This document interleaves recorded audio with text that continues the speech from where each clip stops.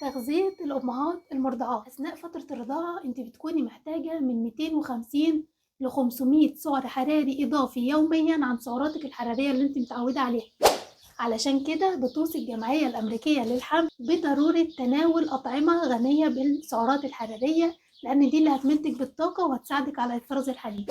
أهم المأكولات دي الحبوب الكاملة، الزبادي، زبدة الفول السوداني، الفواكه وأهمها الموز، الخضروات الورقية، ده بالإضافة للمشروبات اللي هتزود كمية السوائل في جسمك، ودي بتساعد جدًا على إفراز وإدرار الحليب. أهم المشروبات دي أولها الحليب، رقم 2 العصاير اللي معمولة من فواكه طبيعية عصاير فريش، رقم 3 المشروبات الدافية اللي هي عبارة عن أعشاب طبيعية وأهمها اليانسون والحلبة. وأما الحاجات اللي ضروري تبتعدي عنها تمامًا أثناء فترة الرضاعة هي المشروبات اللي فيها كافيين زي النسكافيه والبن والشاي، والحلويات برضه الكتير مش مستحب خالص في فترة الرضاعة.